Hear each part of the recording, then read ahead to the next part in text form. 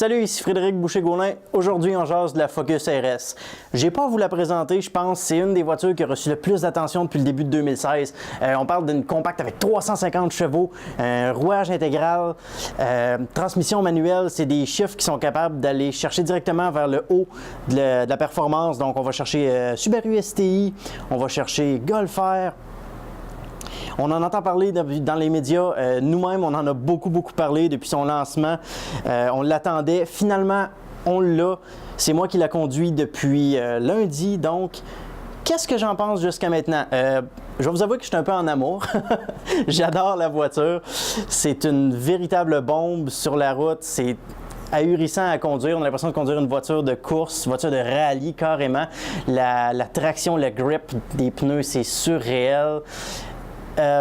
Par contre, j'ai un petit problème avec la voiture. Ce que tout le monde me demande, tout le monde me dit, est-ce que tu en voudrais une? Est-ce que tu en achèterais une? J'aurais tellement tenté de répondre oui, de dire j'en achèterais une demain matin, je me précipiterais d'un concessionnaire Ford. Il y a un problème par contre.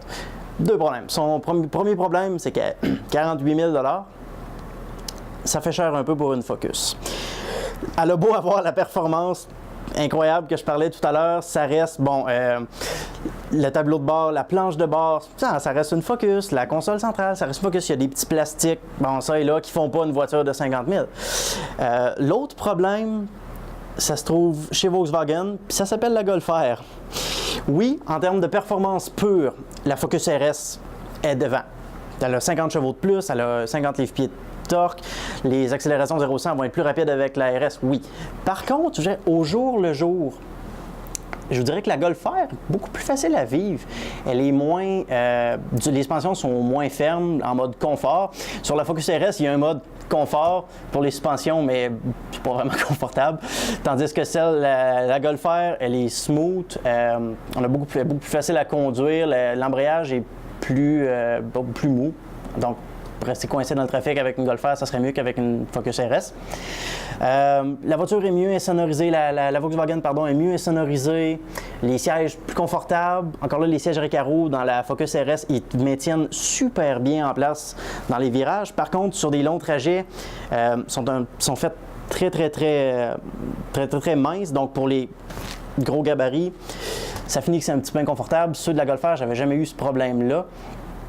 Système de son, évidemment, bon, meilleur chez Volkswagen. C'est toutes des petites choses comme ça qui font que pour vivre avec une seule voiture, probablement que la Volkswagen serait plus confortable. Puis, 8 000 $ de moins. Ça fait une petite différence au niveau du portefeuille.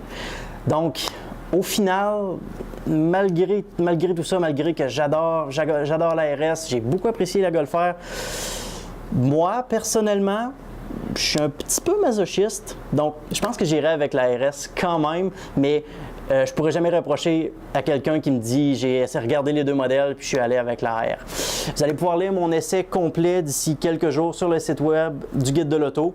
Puis en attendant, je vous remercie d'avoir été à l'écoute.